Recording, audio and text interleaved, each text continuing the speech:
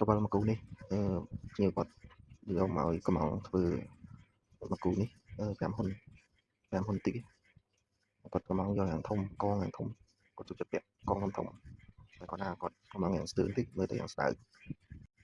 ម៉ូតនេះបងប្អូនស្រួលធ្វើពីអត់ស្នាមញ៉ាំច្រើននេះយើងគាត់ថាខ្ញុំហូតលុះធ្វើខ្ទង់បាជាហ៊ុន120ហើយយើងកិនដល់ស្ដើងកិនទៅផ្ទះមកហើយយើងហូតលុះយកស្វាអញ្ចឹងយើងហូតអត់គីឡូលុះយកស្វាមកហើយយើងដាក់ស្នូមកបងប្អូន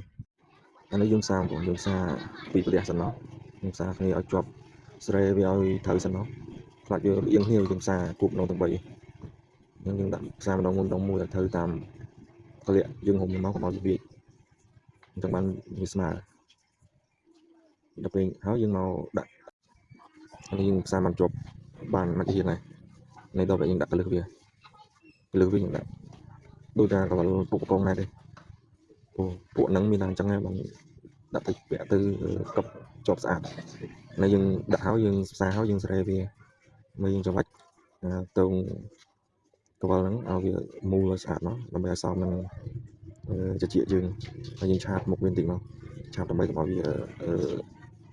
ពាក់ទៅចាក់ជាកវលខ្ញុំធ្វើហើយអានេះខ្ញុំក្លុកខាត់លៀងហើយបានប៉ុណ្ណឹងបងប្អូនខ្ញុំជួយឲ្យពណ៌ហើយវាផ្លែកយ៉ាងណាមើលទៅកងយ៉ាងធំមុនខ្ញុំធ្វើយ៉ាង